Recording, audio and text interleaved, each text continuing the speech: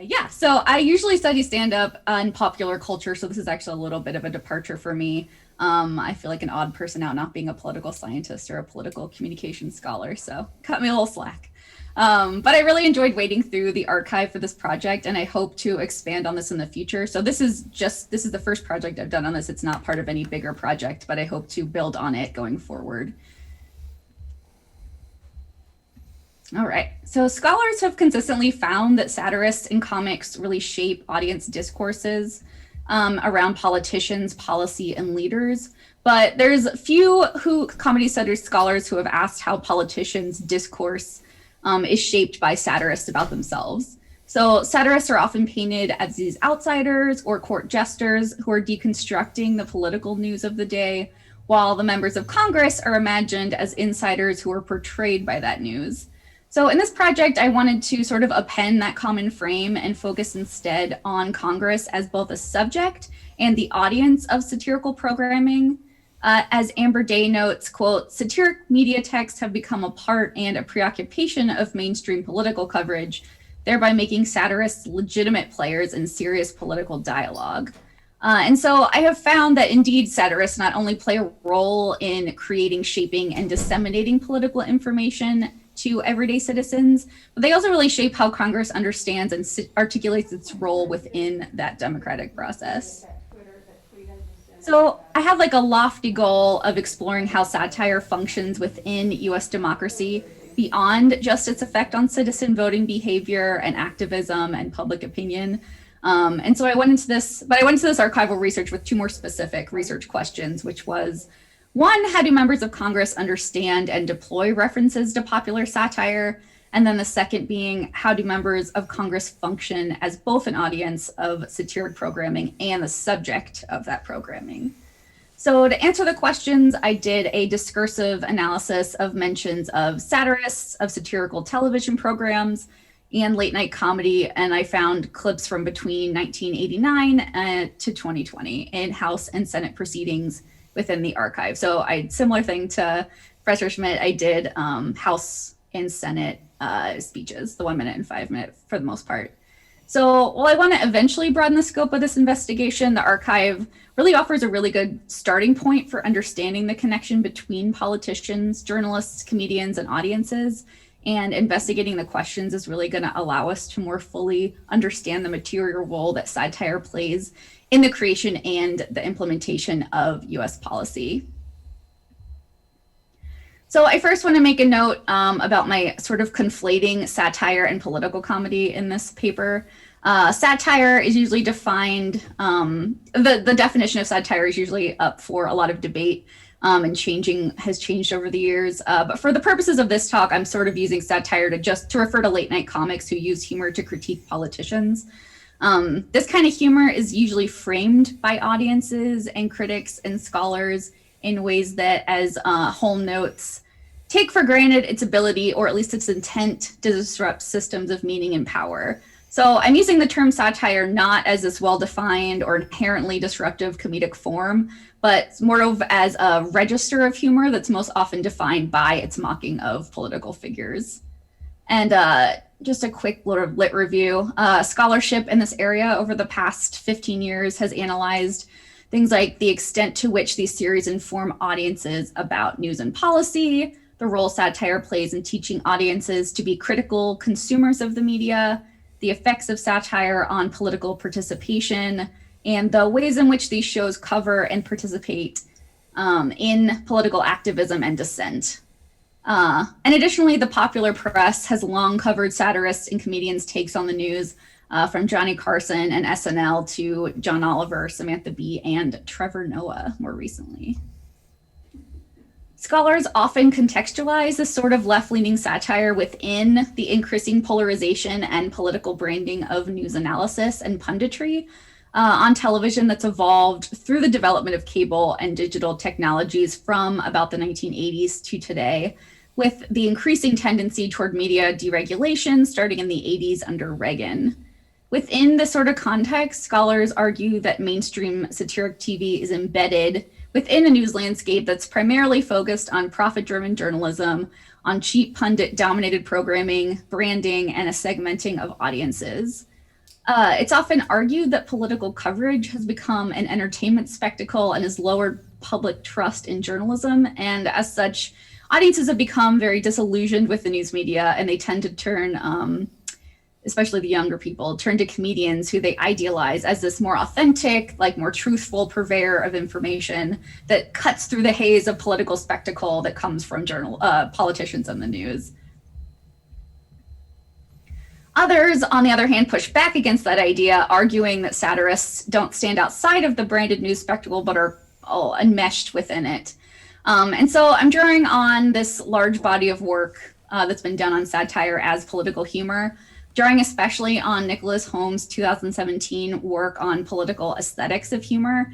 He argues that instead of theorizing satire only in terms of its political engagement, we need to start broadening our view and examine the political consequences of contemporary humor's role as a really central aspect of media-dominated English-speaking world, and the effects of satire becoming this really dominant humor mode. In the last few decades, humor has become, quote, something people increasingly come to expect in the kinds of social interaction that take place in all zones of modern life. And so Holmes calls for us to take a more nuanced approach to understanding the material consequences and the implications for society when humor becomes this really central mode of communication and something we expect not only from our friends and people that we hang out with one-on-one, but also from politicians and members of Congress. And so I'm thinking about like, how does this need for laughter sort of affect the way that itself and talks about and uses humor on the floor? So a little bit about the research process I went through.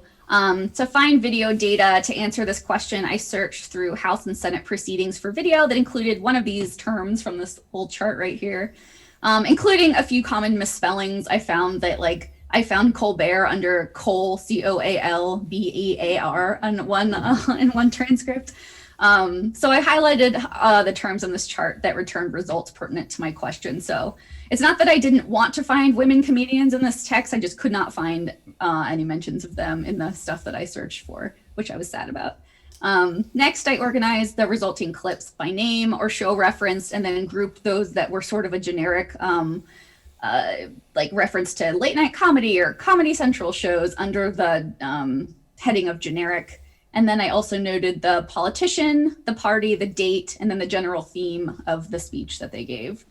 And then once I noticed really consistent patterns coming across, I created a list of codes and coded each clip with its associated theme. So just a general overview of what I found. My resultant data set included 176 total clips featuring 118 different senators and House members. About 57 of them were Democrats, 61 were Republicans, so it was a fairly even split from the clips that I found. And then they ranged from 1989 to 2020, with about 36 coming from the 80s and 90s, 57 from about 2000 to 2010, and then 83 from 2010 to now. So there's definitely an increase over time as the number of late night TV shows increased. So in this chart, you can see a breakdown in the popularity of reference by party. So Saturday Night Live, I shouldn't have been surprised because it's the longest running of all these shows, but it was by far the most referenced, with 24 Democrats mentioning it and 28 Republican mentions. Jay Leno and Johnny Carson were much more likely to be mentioned by Republicans than Democrats, while Democrats had more that they would reference, particularly Letterman, Jon Stewart, Stephen Colbert, and John Oliver, which I wasn't too surprised by. So once I gathered the data, I drew on critical discourse analysis to start to parse through how Congress, as a unique audience, invokes these discourses, both from and about late night comedy, and how these references might reproduce or subvert hegemonic ideologies about the place of comedy, spectacle, and pop culture in political deliberations. Because language is constructive, I'm not reading these clips as transparent proof of a politician's feelings, but as rhetorical tools through which politicians attempt to connect to peers and constituents, to make points, to brand themselves, or to draw a boundary between comedy and real politics, quote, real politics. So now the themes. So I'm going to talk about 6 themes I saw emerge from this data. The first one were speeches in which Congress people made some kind of acknowledgement that political comedy and satire are really an important part of news and political information landscapes. This was about 12% of the clips I found. And this is one example from February 8th, 2017. Democratic Senator Patty Murray notes that many citizens likely learned about Betsy DeVos's confirmation hearing by seeing a clip of her hearing remediated across the media landscape. So all people need to do is watch her hearing in our committee, and they can learn everything they need to know. This is a hearing that people across the country heard about, and for good reason. From local newspapers to local news, to The Daily Show, to The View, and posts that went viral on social media. A whole lot of people heard Betsy DeVos herself for the first time in that hearing. So her inclusion of The Daily Show here really illustrates that she sees it as an important source of news and information, along with all of the other outlets that she listed in that, in the outlets she lists. I'll see a list too many times. Oops. Another example is this clip of Democratic Senator Jay Rockefeller talking about aviation infrastructures and noting that the public often only understands an issue once it's framed for them by comedians. It's a very unhappy situation when people hear about it. It's probably best explained on Jay Leno or David Letterman. That would sort of drive it home to people. Until then, it's kind of an abstract quality. Oh, look at those big fancy jets. We don't like those big fancy jets. But what they're not doing. There were also several clips of bipartisan praise for Jon Stewart, raising awareness and pushing for the passage of the 9/11 First Responders Bill in 2019. So these examples show comics being acknowledged for disseminating information, for raising awareness, and acting as activists. And they're really linked by this common assumption of comedians as more than so-called court jesters or mere entertainment. Some scholars have called these types of satirists the fifth estate, meant to keep the news media in check. But these references really illustrate that a lot of Congress sees satirists not as a check on the press necessarily, but as an integral part of the press that not only disseminates information, but reflects information salience, shapes public opinion, and advocates for outcomes. The second theme was a congressperson citing a joke, a bit, or a sketch to support an argument. So using a sketch from Saturday Night Live or Jon Stewart to add to their argument about the point that they're making. And when I originally conceived of this project, this was really the theme I was trying to find. Do politicians actually adopt satirist arguments in their debates? So I found this happened in a little over a quarter of the clips, with more than half of those being Republicans who were citing Jay Leno bits mocking Clinton or Obama during their administrations. When Democrats cited comedians, it tended to be a mix of Jimmy Kimmel, John Oliver, Jon Stewart, Saturday Night Live, and Stephen Colbert. For instance, on October 9th, 2018, Amy Klobuchar referenced John Oliver's episode in which he brought on 97 climate scientists in an effort to illustrate scientific consensus on climate change and the need for climate change policy. Unsurprisingly, Republicans tend to cite right-leaning comics taking aim at Democratic politicians, while Democrats tend to cite left-leaning comics taking aim at Republican politicians. So it doesn't seem like any politicians are really having their minds changed or their power undermined by comics. Like most viewers, they are tending to watch, agree with, and draw on arguments that reinforce their existing worldview or what they were probably going to argue anyways. But the third theme I found was citing a joke, bit, or sketch for color. So just for fun. It wasn't like a part of an argument. It was just like an offhanded reference or something to like just be kind of funny. So this was about 17% of the clips. And in these cases, senators and House members reference a joke to add some fun, some lightheartedness, or an ironic bite to their speeches. $1.329 trillion in taxpayer funds no longer gets you a functional government takeover of healthcare. Mr. Speaker, how can the administration expect people to believe that the exchanges are ready and that this bill is ready for prime time with Americans facing this sort of experience today, October 1, the rollout day? Let me just take a moment and maybe play David Letterman. Top reasons why Obamacare's exchanges aren't ready for prime time, colleagues. So I'll say that like there were so many politicians who did the David Letterman top 10 thing, like on both sides of the aisle. I think it was probably the most referenced bit of anything that I found. So these two themes differ in the rhetorical method being used, but to the same ends, to seem more relatable, down to earth, authentic to both their peers and constituents who may not be watching C-SPAN at that moment, but who may see a clip remediated elsewhere. Politicians know that their constituents probably like comedians better than they like politicians. They're also people who like to reference their favorite bits to bond with their fellow congresspeople, right? So politicians have long appeared on late night shows to illustrate that they're responsible or reasonable, regular people. Many of their references and citations of comedians function in similar ways.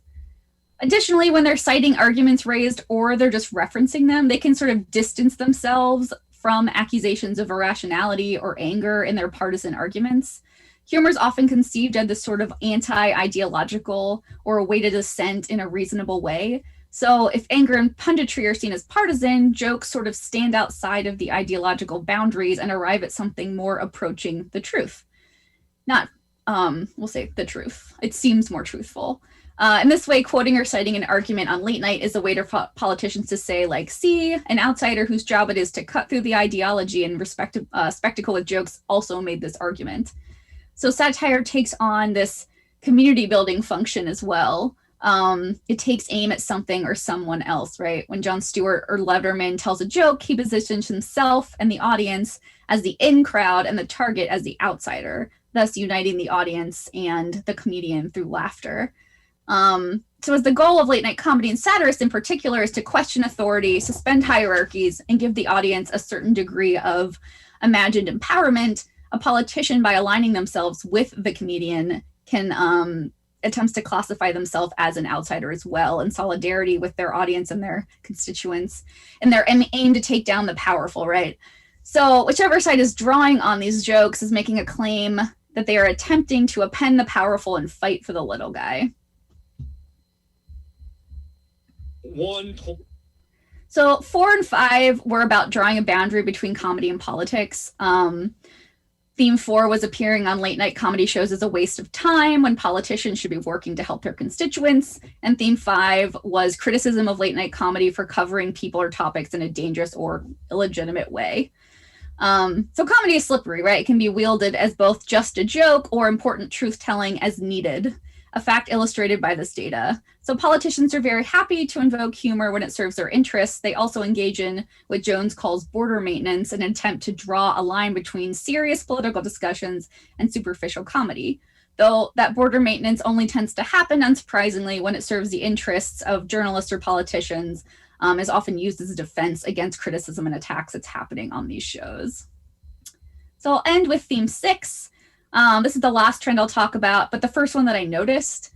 Congress would either complain that the other side was going to, quote, make us fodder for the late night comics, or would complain that the other side had opened them up to attacks that were currently happening on late night. And this is a prime example, is a snippet by Democratic rep from Oregon, Peter DeFazio, in 2006. And I like this one as it ties together a lot of themes that are running through this. So it's the one I wanted to end on. Something odd has happened. There are a lot of odd things that happen around here, but the Republican website, the one that they use for scheduling the weekly activities of Congress, has been hacked by writers for the Jon Stewart Show, and they don't seem to mind. So we're going to be a parody of Congress this week instead of a real Congress this week, despite the fact that we're borrowing $1.4 billion a day to run the government. We're running a $2 billion a day trade deficit.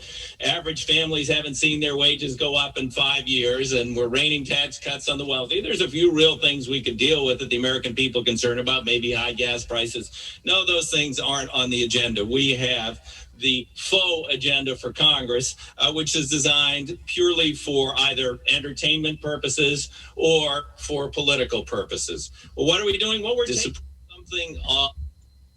So while I went into this research imagining Congress as a particular audience, the data has shifted my perspective to thinking more of the congressional debates as intertextual in the same way we tend to theorize late night comedy.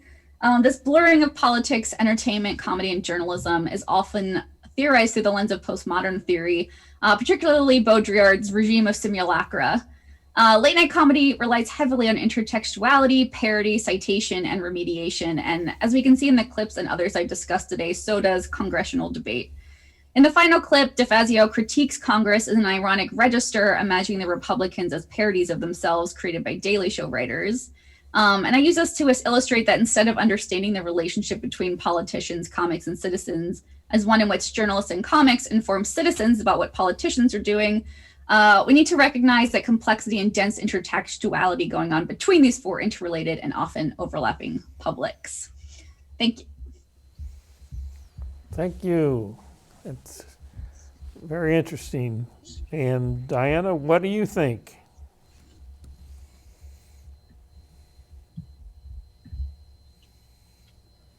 Can everyone hear me? Yep. Okay, great.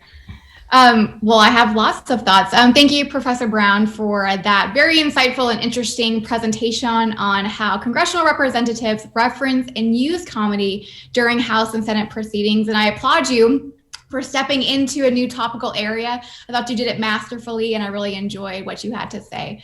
You correctly noted that not much research has been done on how congressional representatives use and kind of employ references to satirical political shows, and how that programming, that entertainment genre has made its way into congressional discourse. So I appreciated that this study kind of was a first step in making that jump. One of the most interesting parts of this project for me was the conceptualization of congressional representatives as both the subject of satirical news programming, but also the audience of such programming, to the extent that they then use those references as part of their arguments. So kind of being the butt of the joke, but also turning that around and using that to further their argument. As you noted, this really supports Holmes' perspective that you cited in the paper and the presentation, that we need to really expand our interest in political satire to include humor centrality in the broader media and political environment. Political satire is not just entertainment. It can have a meaningful impact on voter, interest and cynicism and information. And so we need to be thinking about how these references are deployed more broadly and the broader effect that they can have.